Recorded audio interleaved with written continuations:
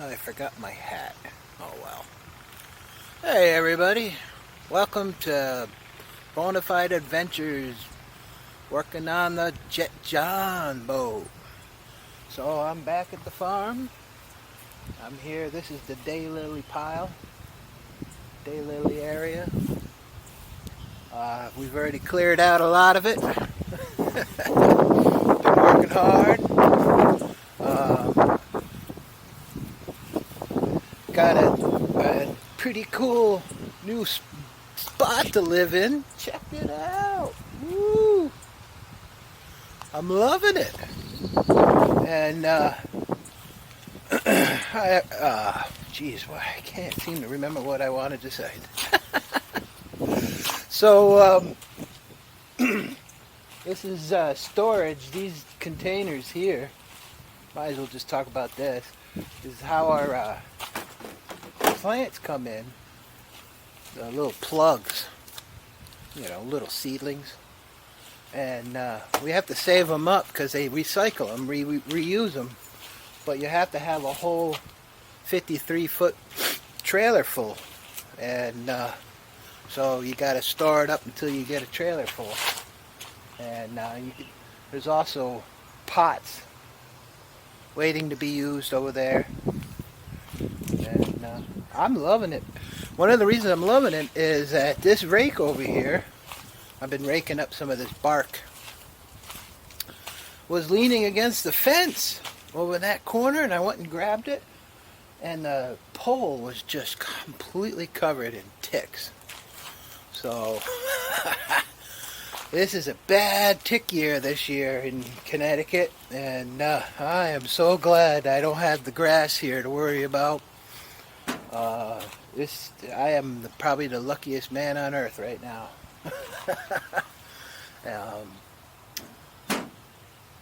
They weren't the really bad tick. They were just those bigger ones. What do they call them? Dog ticks, whatever. It wasn't the one with Lyme disease. And being here, this is Old Lyme, Connecticut. This is ground zero. I'm at Judge's Farm in Old Lyme, Connecticut. It was just a few miles away. This is old colonial land, so there's like 50 million different little towns. They're all part of town. The town is Lyme, and this is just Old Lyme, the original. But anyhow, the Lyme came from Lyme, Connecticut. We're the ground zero. And right over there is Long Island Sound, and just across that is the old Plum Island, where everybody thinks it came from. Plum Island was government research, animal disease research. I think they moved them out Missouri or Oklahoma or somewhere, so I don't know where. But yeah, so ticks are no joke here, man.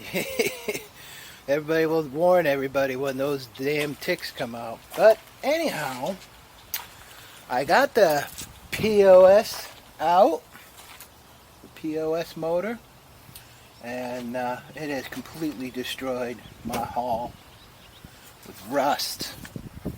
We got rust and oil and grease and dirt, and so it's sitting over here. I've been working pretty much 50-60 hours for the last few weeks, so I haven't had a chance to reach out to Small Block Technologies, but I do know that they still have the 2 rebuilt, furbished blocks, so I just need to reach out and get it going. It's not something you can just click and ship. Yeah, I guess you got to talk to them, talk to a salesman. I'm not sure they're going to want this block back, so we got to make sure they want it back, because it's fairly heavy. It will cost a pretty penny to get it to Florida. And oh yeah, no-see-ums are out today. Oh, can you see it? Can you see it? Can you see it? That's a no-see-um. I hope you can see it. There's another one.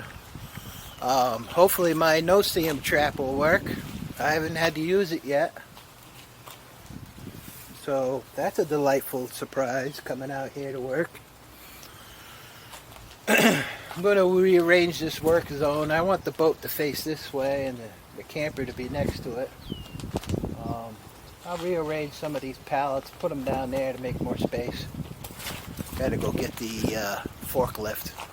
Everybody's gone home now. There was some gardeners here taking care of the plants. This is Saturday. Is today Mother's Day or Sunday Mother's Day? I don't know. Whatever. So it's nice and quiet. I can get some work done.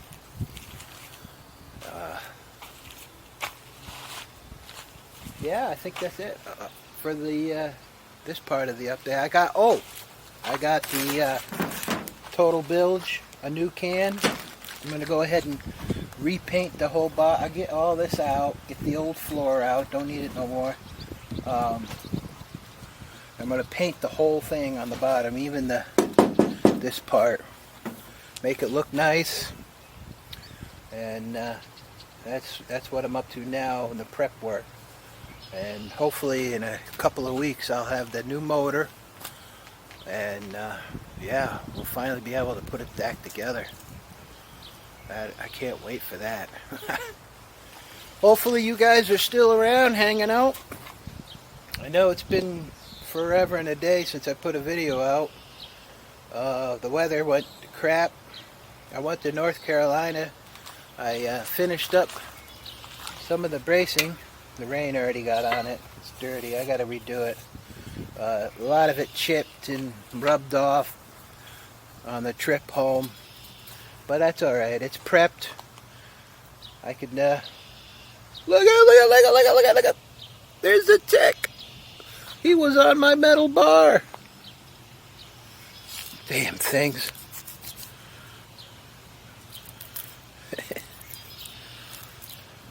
I think he's dead now.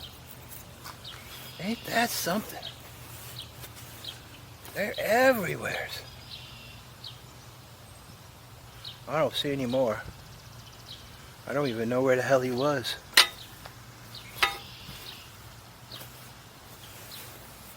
Creepy!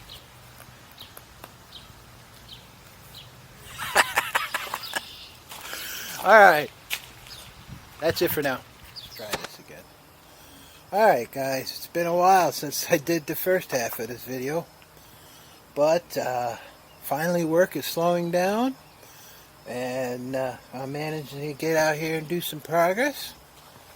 And if you guys can see, I'm ready to put the old total bilge paint on. I'm painting everything. And I prepped it, washed out each one of these little grooves. I think I got all the steel and rust up.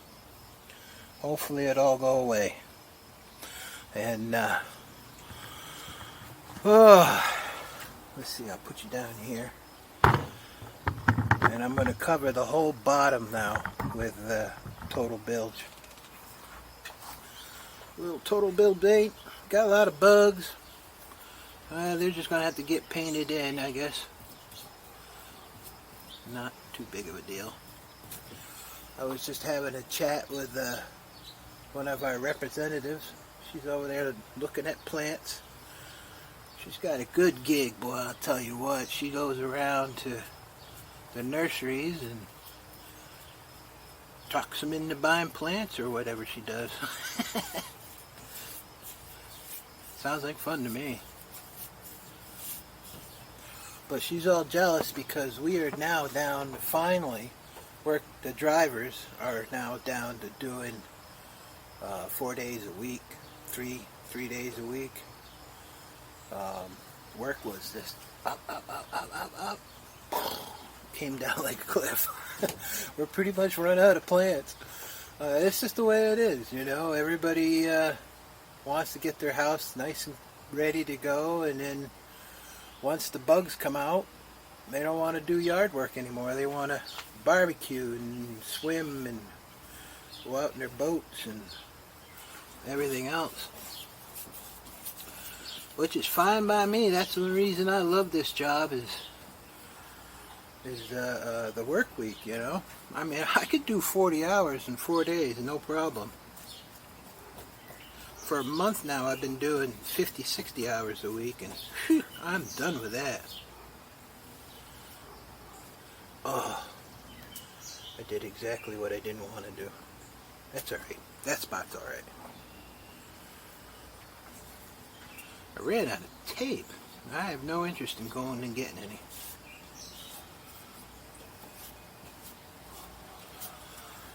This stuff is like an epoxy paint.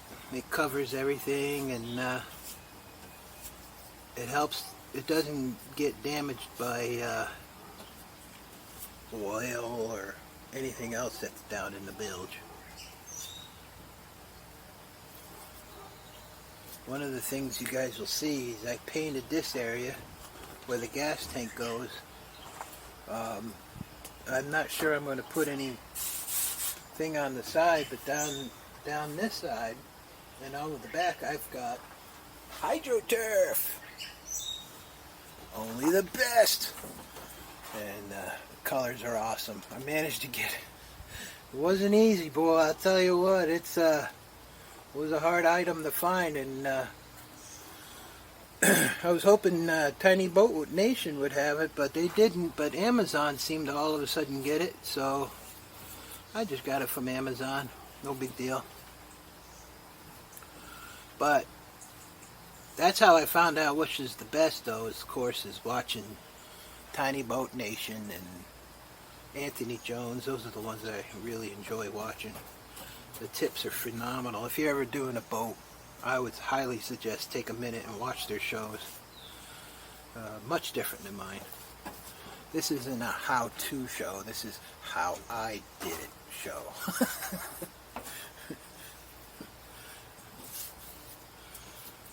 Because I'm learning as I go along, and of course I use those shows to figure out what needs to be done and how to do it. Yeah, just slop it on. Nothing, no big deal. Nobody will ever see it. It's just protection. And keeping the sides sharp when that HydroTurf comes down. The black ought to hide any gaps, you know. That's one of those things those guys said to do. So, yeah.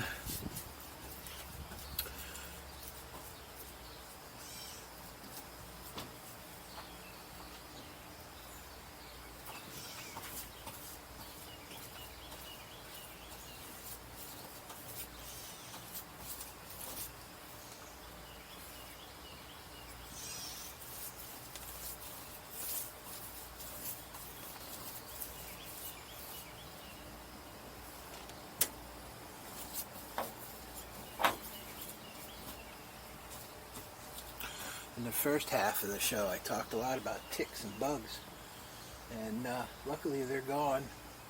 I have a catbird friend. He's got a nest right here somewhere. He loves eating out of this wood pile all up and down. And he pretty much got rid of the ticks for me, luckily.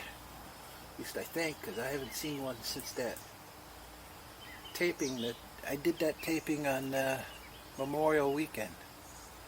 Now it's, I don't know, the middle of June, June 10th, something like that.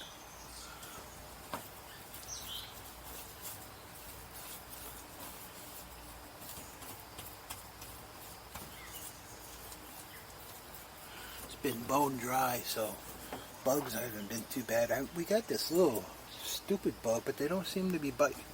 Oh, there's a no-see-em. Nah. She brought him in. That's what she did.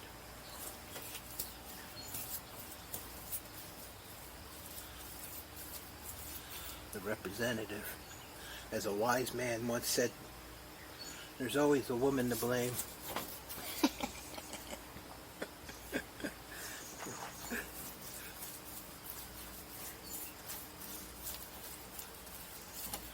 don't know if you guys like Jimmy Buffett or not. Salt shaker and cheeseburger in paradise.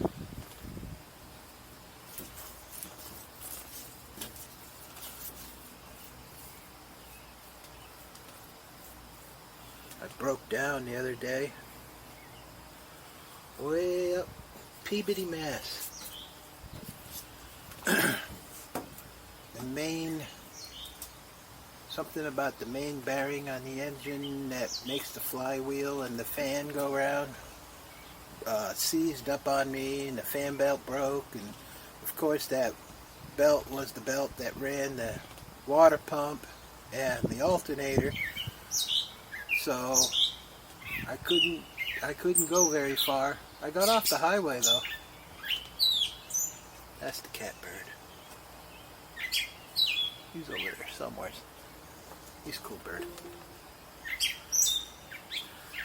So they had to send out a mechanic to see if he could fix me, and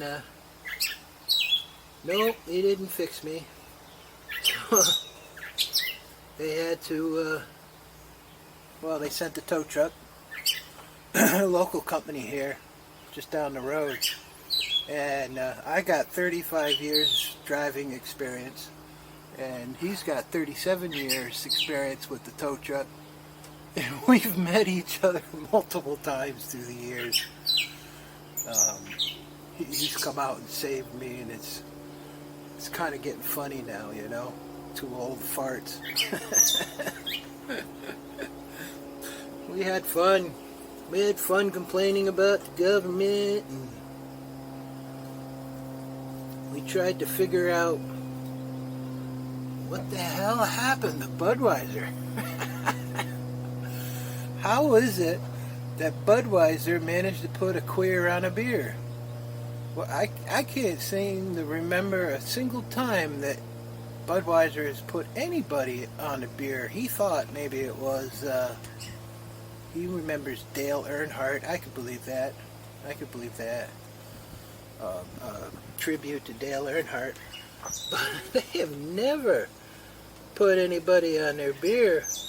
And how in the world did a queer get on their beer? There's got to be more to the story. There's a mystery there that I wish I knew, but unfortunately all the news cares about is old Trump. Trump. Yeah, most people like him. If you like him, no big deal. Me, couldn't care less about politicians or politics. I've always planned on, being over there fishing while everybody else is worrying about the world. I'll survive. I'm like a cockroach.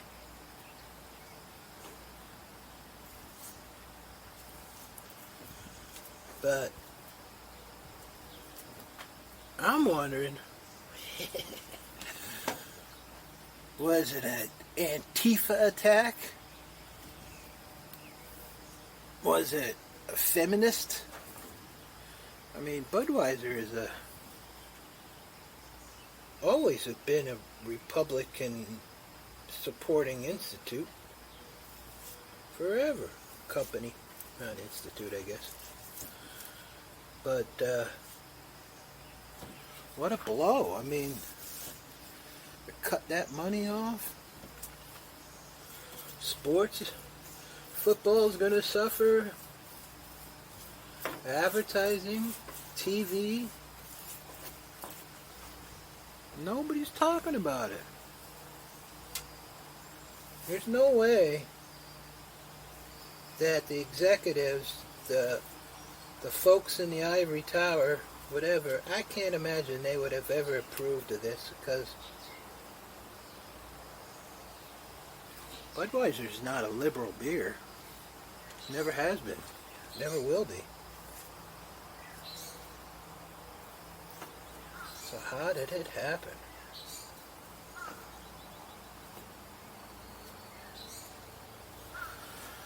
Of course, everybody treated it like a like bait, and snatched it up, hook, line, and sinker, and went with it like crazy. I don't know. Anyhow, this is not a political show. It's just fresh on my mind. I'm a truck driver. All I do is drive and think. And I hope to someday find out exactly how in the world it happened. So, I am going to wrap this up, and I